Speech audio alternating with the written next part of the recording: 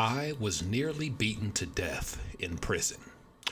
The story starts in 2016. I was at Ridgeland Correctional Institution in South Carolina, and the main character of our story today is an inmate who went by the name PL. Now, PL, come to find out, stood for prison life. I remember thinking, man, that's a terrible nickname. I would not want my name to just be defined by a life in prison, and he didn't have life in prison. But I learned about PL that his name came from the fact that since a child, up until his age now, in one way or another, he had been in some form of institution the entire time, whether it was a foster home as a child, then on up to a boarding school or some type of boot camp, juvenile center, jail, prison. He had always been in an institution, and not only was he, I think he had 8 more years left to serve in this South Carolina state prison at the time.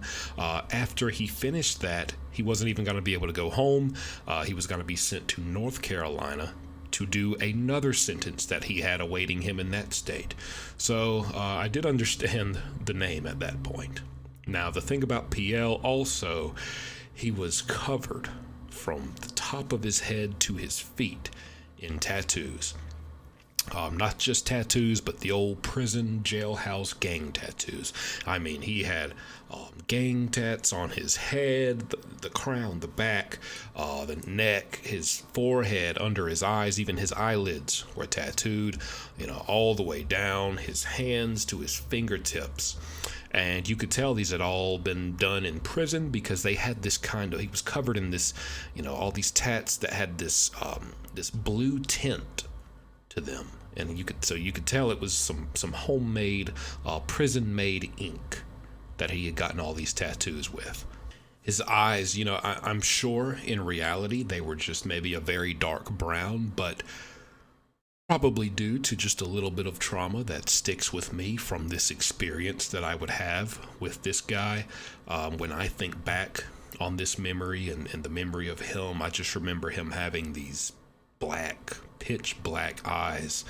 And this is what I looked like at the time. I was 23 years old. That's what I looked like, maybe all of 145 pounds. And funny enough, PL at that time, I was 23, he was about 28, 29, which is just under the age I am now. I'm 30, and he actually was kind of the size I am now. I'm 6 feet tall, he was maybe an inch bigger, so he was about 6'1", and I'm 215, 220 pounds, and that's about what he was. So at the time, it was a pretty good difference of size, but all in all, he was a pretty big boy. He was a pretty rough-looking character. That's my point. And really, he kind of reminds me of some gruff, grizzled old biker gang guy. Except he's not an old guy. He's a young guy. That's just how he looked, to give a good description of him. But he wasn't in some biker gang. He was in a prison gang, and he had a very notorious reputation. He was known for stabbing other inmates, and not just stabbing other inmates. He was not picky and choosy about who he would stab, and that is a thing, because there's a lot of inmates who will, they're only gonna stab, or they try to go stab someone who's easy pickings, not much of a threat, or they probably are 99% sure that they're going to be able to do that without much fight back or blowback from whoever they've chosen to stab. And when in reality, they wouldn't do that with just anybody. Maybe a bit tougher inmate, these guys wouldn't do that. And they do that because it is kind of a badge. It's like earning a stripe. You are known to use a knife, you will use a knife, and it is a thing back there in prison. But the thing about PL, he definitely didn't do that. If anything, he probably won't even waste his time unless you're an actual threat.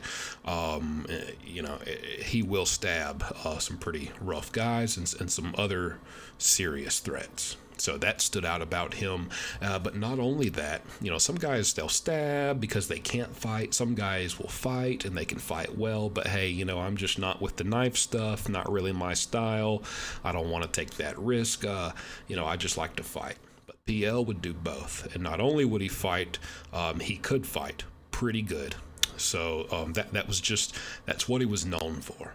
And it's not often, I'll just be honest with you, in my prison system, the way it worked and the way it was, it's very, very rare that generally an entire cell block is going to be intimidated or have a little bit of fear of a white inmate, a white boy. And the fact that everyone, pretty much nobody was going to mess with PL. PL could do what he wanted. PL didn't follow the rules, and I don't mean the prison rules that the staff has. I mean the rules of the cell block, the rules of prison, the unwritten rules, the rules of his own gang. He certainly wasn't the highest ranked guy, but it's like the rules didn't apply to him because no one wanted to step forward and punish him in the way that gangs punish their members when they violate a rule of that gang. People looked the other way. He was one of those inmates who could just, he kind of did what he wanted. So that was PL in my eyes. But he wasn't mean to me. He wasn't rude to me. We would actually talk a little bit here and there on various days. And, he kind of liked to walk these laps around the upper part of the cell block. The upper part kind of resembles like in the mall when you're upstairs and you can kind of walk around, but there is a rail and you can look over it and see the people down there. You can walk over it and see the inmates down there. And people kind of used it as a walking track, just to get a little exercise in. So he used to like to walk around that, and I would walk with him sometimes. And he did this with several inmates, and they would just talk a little bit. But one day, we were talking, and it kind of moved into a subject where we disagreed, and we were having a disagreement as we were walking around. After a few laps of this disagreement, it kind of turned more into an argument. And so as we were having this argument, he said something eventually that was more just a bit step over the line towards just downright disrespectful. And it was, just as he said this, there was another inmate who was walking, and, some inmates, they would go the other direction sometimes. And there was an inmate coming around who was in my way. And so I kind of had to, stop, couldn't keep pace with PL and kind of stop and let that inmate go. And I had to take 2 long strides to kind of catch right back up with PL. And as I did, I said, hey, why would you say? And that's about all I got out of my mouth. And he hit me with an uppercut. I remember just as I was talking and my mouth was still open when he hit me. And he hit me right on the jaw. And I just remember seeing a flash of a forearm like that, and it was coming up. And it was so fast. He hit me so hard. If you've seen one of my previous videos, I'd already been in a fight that made my jaw sound like this. And so this was not good for it at all. And he hit it, and man, I don't think I've ever been hit that hard in the mouth. And he hit me so hard that, it was a common thing for inmates to kind of take a spare shoestring and they would make a necklace out of it, and they would put the key to their padlock that you put on your locker. And so it was a common thing for people to wear that key on a spare shoestring or boot string around their neck, kind of like a necklace. And he hit me so hard that as I rocked and kind of came back, back stumbling onto feet, it just shot my necklace with my key all the way off my head. That's how hard he hit me. And as soon as he hit me, he had already turned around and started to walk back in the opposite direction that we had been walking.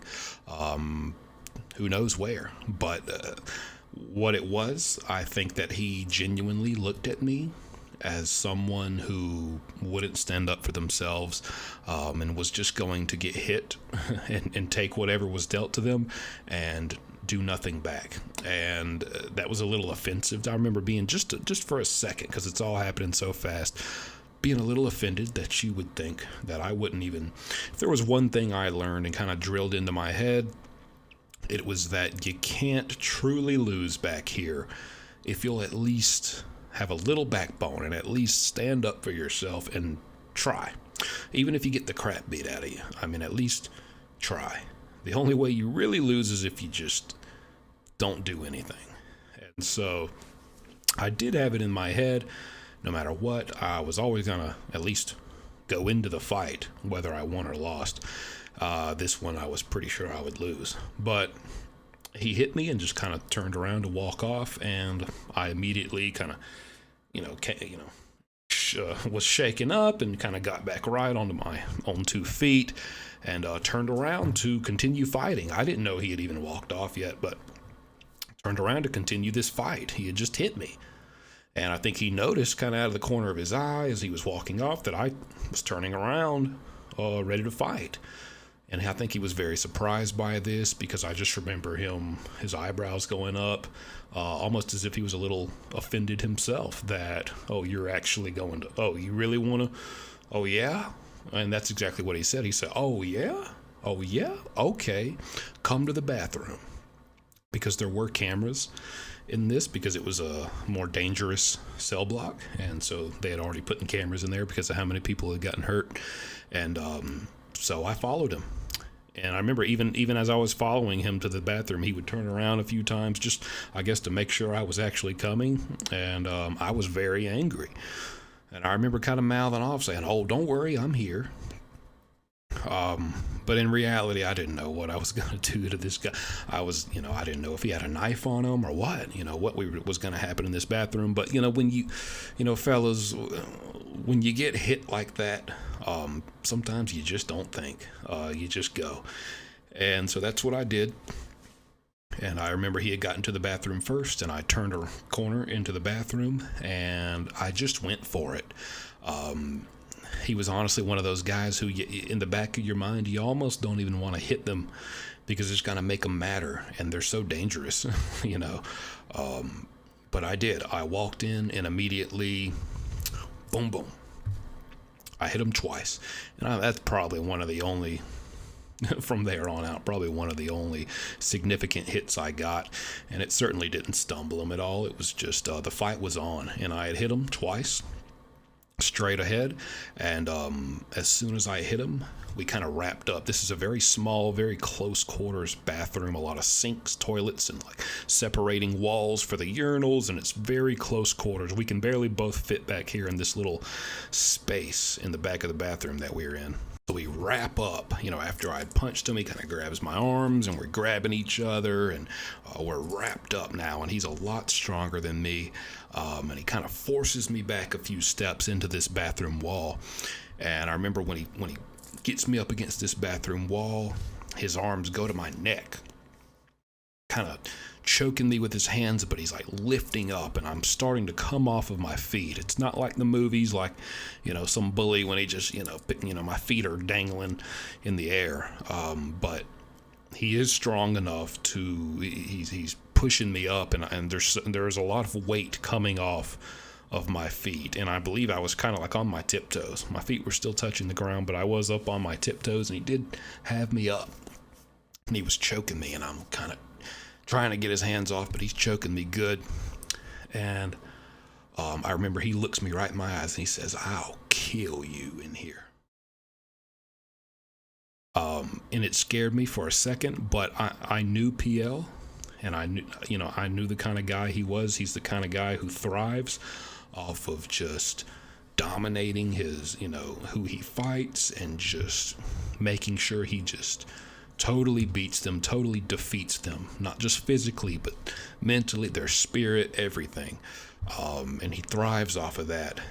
And I just felt, if I let him talk to me and do this to me in that way, he would never respect me. And so I just remember saying, you would just have to kill me, then kill me then. And this made him mad. It made him mad that I wasn't kind of just breaking.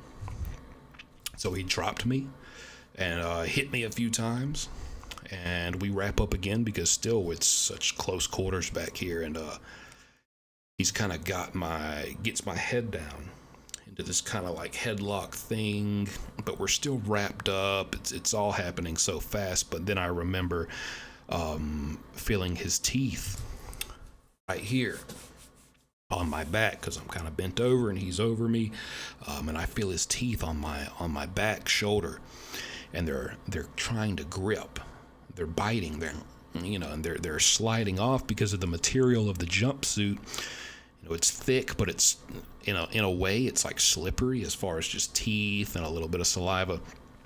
He couldn't get a grip, and so I feel him like scraping, but he's not able to like dig in yet and really get a good, get his teeth really in to anything to bite. And I was, again, if you heard one of my other stories, I was already a little bit traumatized by bites, because I've had a chunk that I showed you that has been bitten out of my chest already at a previous prison yard I was at. And so this, and I could only, all I was thinking in my mind is, man, I know the chest hurt, but something about that back, it seems like it would hurt a lot more. And so I just really started squirming and wiggling and trying to get my shoulder, make it very hard for him to be able to lock on and get a grip with his teeth. And at that point, I think he realized, so, sometimes in fights you just feel things coming, and I felt at this time an uppercut was coming. He had already uppercutted me the very first shot he hit me with on the, that before we went into the bathroom. And I just had a feeling another one was coming. And I kind of broke away and raised up right as one just whizzed by my nose. So he really did come up with a really hard uppercut. And that barely missed. But after that, that's when he kind of just got the best of me. He grabbed me. He was just too strong. He had too much weight on me. He was taller. He just kind of forced me down to where I was sitting on my butt, with my knees to my chest. Just kind of forced me down back against the wall, and I'm looking up, and he just starts wailing, boom, boom, hitting my head, boom, boom.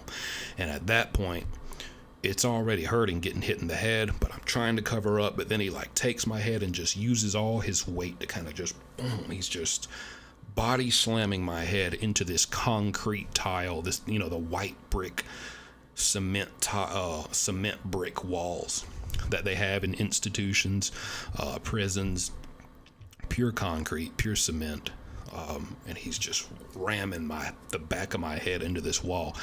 And that was, there's no taking that. You're not just going to eat concrete to the back of your head. And he did it twice, and I feel, it's kind of turning green, turning a little black. I feel like I'm about to go out. I feel like I was this close, but right when I felt maybe one more time would really knock me out, and then who knows what he would continue doing while I'm unconscious, maybe beat me to death. He stopped, and he walked out of the bathroom. And I'm pretty sure that's because the CO, the officer, was coming around up top at that time to put everyone in their cells, because it was that time of day where everyone just got locked back in their cells for the night. The day was over. And so he walked out. And I kind of stood back up, got back to my feet. All the pain hadn't really set in yet. But I remember getting back to my cell, and he didn't ever, he never shook my hand. He never said much to me after that. But I was, I in a way, I'm glad that I didn't win or just a little bit get the better of him, because I genuinely feel if I would have, that was so important to him that he probably would have come back and stabbed me. And that just would have been bad. But I know I got back to my room, and I knew two things. I knew that I had at least bloodied his lip when I hit him, because when I looked where he was trying to sink his teeth into my shoulder, there was blood smeared from his mouth. But I also couldn't close my jaw. I couldn't close my mouth. I couldn't touch my top teeth to my bottom teeth, and I couldn't touch them for 3 days. And I remember thinking on the third day, I said, man, if I don't wake up tomorrow at least being able to touch them, I know it won't fully be better, but at least, I could not touch them together. I said, if I can at least click them and touch them together, I guess I'm just gonna have to go to, I guess my jaw is broken. I don't know. I've never had one before, so I just didn't know what to do. But luckily, I woke up the next morning and I was I guess it was very swollen, and it had gone down just enough to where I could ultimately touch my teeth together. But all in all, that's the story of the time that I feel that I was very close to being beaten to death in prison. There's no really moral of the story you get out of it. It's just a story of some of the horrors and dangers that you can encounter in prison. So make sure you don't go.